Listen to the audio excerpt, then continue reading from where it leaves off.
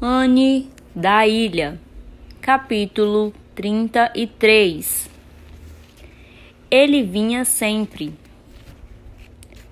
3 dias depois, após retornar da escola, Anne encontrou Janet chorando. Lágrimas e Janet pareciam ser tão incompatíveis entre si que Anne ficou bastante alarmada. "O que houve, Janet?" perguntou ansiosa. "É que faço 40 anos hoje", soluçou Janet. "Bem, mas ontem você estava quase completando essa idade e isso não parecia afligi-la", consolou Anne, tentando não sorrir. Mas, ela continuou, ainda chorando muito. "John Douglas não me pediu em casamento." "Ah, mas ele vai pedir", disse Anne com pouca convicção. "Ele só precisa de um tempo, Janet." "Tempo?" exclamou com indescritível desdém. "Ele já teve 20 anos. De quanto tempo mais ele precisa?" "Quer dizer que John Douglas está há 20 anos visitando você?" "Sim, e nunca nem sequer disse a palavra casamento na minha frente. E não creio que fará isso agora. Nunca mencionei uma palavra a respeito disso a ninguém, mas me parece que finalmente tenho que pôr isso para fora, ou então ficarei louca. John Douglas começou a me visitar 20 anos atrás, antes da morte da minha mãe. Bem, ele vinha sempre e depois de um tempo comecei a preparar meu enxoval. Ele nunca dizia nada sobre nos casarmos, mas continuava vindo sempre. Não havia nada que eu pudesse fazer. Mamãe faleceu quando completamos 8 anos de visitas. Vendo então que eu havia ficado sozinha no mundo, pensei que se sensibilizaria e pediria minha mão. Ele se mostrou muito gentil e compassivo e fez tudo o que podia por mim, mas jamais falou em casamento, e assim seguimos desde então. As pessoas me culpam por isso e ficam dizendo que sou eu quem não quero me casar com ele, para não ter que cuidar da doente senhora Douglas.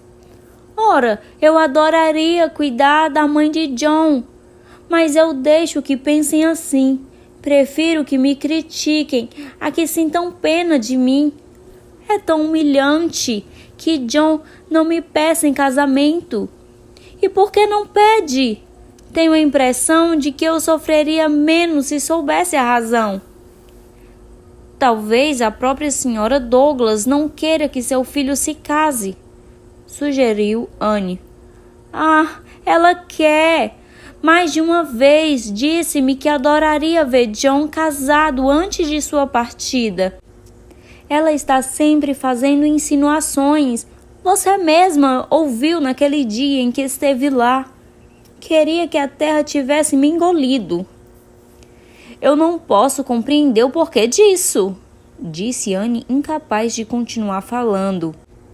Pensou em Ludovic Spende, mas os dois casos não tinham comparação. John Douglas era um tipo de homem diferente. Você deveria ter sido mais incisiva, Janet, continuou resoluta. Ou então que lhe mandasse cuidar da própria vida. Eu não consegui, admitiu pateticamente a pobre Janet. Veja bem, Anne, eu sempre fui muito apaixonada pelo John. Ele poderia muito bem continuar a vir ou não, que eu nunca seria apaixonada por outro rapaz como eu sou por ele. Então não me importava. Mas deveria tê-lo feito agir feito homem, insistiu Anne. Janet balançou a cabeça. Não, creio que não. De qualquer modo, tive medo de tentar, temendo que ele fosse embora de vez se pensasse que eu não me importava. Suponho que eu seja uma criatura fraca de espírito, pois é como eu me sinto e não consigo mudar. Ah, não se engane, Janet. Você poderia mudar, Janet. Nunca é tarde demais. Tome logo uma decisão. Faça aquele homem saber que você não vai mais suportar essa indecisão. Eu vou apoiá-la. Não sei, respondeu sem esperança. Não sei se tenho coragem suficiente para fazer isso.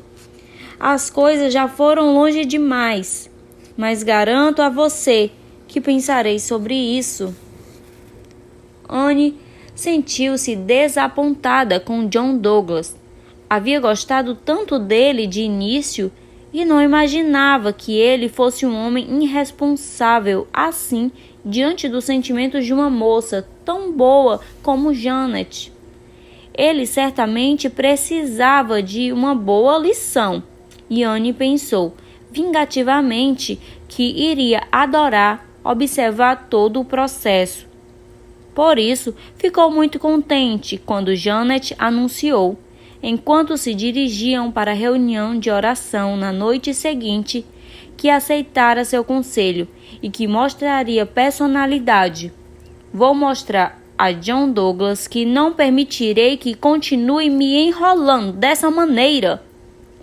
Você está absolutamente certa, concordou Anne enfaticamente. Ao final da reunião, John Douglas aproximou-se de Janet com seu pedido habitual. Ela parecia ansiosa, mas resoluta. Não é necessário. Obrigada, respondeu friamente. Conheço muito bem o caminho da minha casa e posso muito bem ir sozinha. Não poderia ser diferente, já que faço o mesmo trajeto há 40 anos. Portanto, o senhor não precisa se preocupar, Sr. Douglas. Anne contemplou o rosto de John Douglas e, sob a brilhante luz da lua, viu que o homem tinha sentido duramente o golpe de misericórdia de suas torturas. Então, sem dizer nada, John deu meia volta e pôs-se a caminhar pela estrada. Pare! Pare, por favor! Gritou Anne freneticamente, sem dar a mínima para o olhar confuso dos espectadores. Senhor Douglas, pare! Volte aqui! John Douglas deteve-se, mas não voltou. Anne correu pela estrada e pegou-o pelo braço, puxando-lhe brandamente até onde estava Janet. O senhor tem que voltar, implorou Anne. Foi tudo um grande engano, Sr. Douglas. Foi tudo culpa minha. Eu que aconselhei Janet a fazer isso. Ela não queria. Mas agora já está tudo bem, não é, Janet? Sem dizer uma palavra, Janet deu o braço ao cavalheiro e os dois se afastaram. Anne o seguiu até a casa e entrou discretamente pela porta dos fundos. Bem, você é uma excelente amiga para dar apoio, comentou Janet ironicamente. Não pude evitar, Janet, disse Anne arrependida. Senti como se eu estivesse inerte diante de um homicídio. Então corri atrás dele. Ah, não estou feliz que tenha feito isso. Quando vi John Douglas dar as costas e ir embora pela estrada, senti uma profunda tristeza, como se cada gota de felicidade e alegria que ainda restava em minha vida tivesse partido com ele. Foi horrível. Ele perguntou por que você tomou aquela atitude? Não comentou nada sobre o assunto, respondeu ela. Se você gostou do vídeo, não esquece, deixa seu like, deixa um comentário. Eu vou adorar responder.